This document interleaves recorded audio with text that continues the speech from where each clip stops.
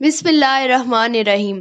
دنیا کی پر اسرار چیزوں میں سے ایک آگ نہ صرف انسان کی بقا کا ذریعہ ہے بلکہ اس کے تخلیق اور تباہ کن پہلو کا بھی آئینہ ہے۔ یہ وہ عنصر ہے جس نے انسان کو روشنی دی، سردی میں گرمی عطا کی۔ یہ کہانی صرف ہم سے نہیں بلکہ جنت اور جہنم سے جڑی ہوئی ہے۔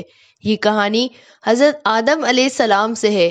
جب حضرت آدم علیہ السلام کو جنت کی نعمتوں سے نکال کر زمین پر بھیجا گیا تو اس دنیا میں جب کوئی روشنی نہ تھی۔ یہ وہ لمحہ تھا جب اللہ نے حضرت جبرائیل علیہ السلام سے کہا کہ انسانوں کو آگ کا تحفہ دیا جائے۔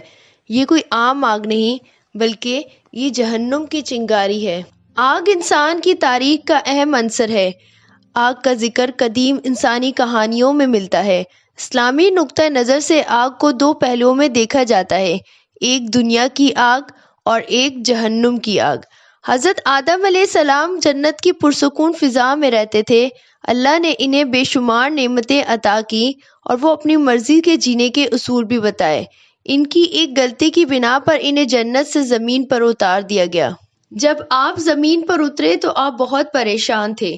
اللہ تعالیٰ نے ان کی مدد کے لیے حضرت جبرائیل علیہ السلام کو بھیجا۔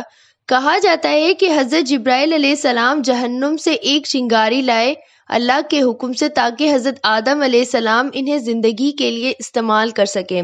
جب جہنم کی چنگاری کو زمین پر لایا گیا تو اس کی شدت اتنی زیادہ تھی کہ وہ 7 زمینوں کو چیرتی ہوئی واپس جہنم میں چلی گئی۔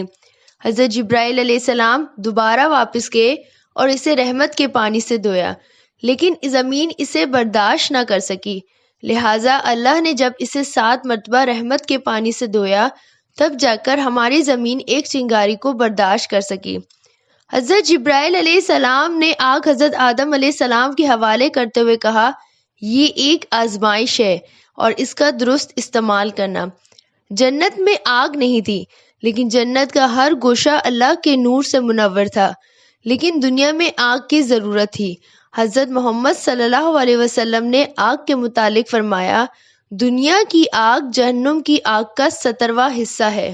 آگ نے انسانی زندگی کو آسان بنایا، نہ صرف جنگلی جانوروں سے حفاظت بنایا بلکہ اگر کہا جائے تو قدیم زمانے میں اسلامی نقطہ نظر سے دیکھا جائے تو آگ کا تعلق جنت، جہنم اور حضرت آدم علیہ السلام کی کہانیوں سے ہی جڑا ہوا ہے، لیکن اس کے اندر آخرت کی یاد دہانی بھی رکھی ہے۔ دنیا کی قدیم تہذیبوں میں آگ کو بہت اہمیت دی گئی ہے۔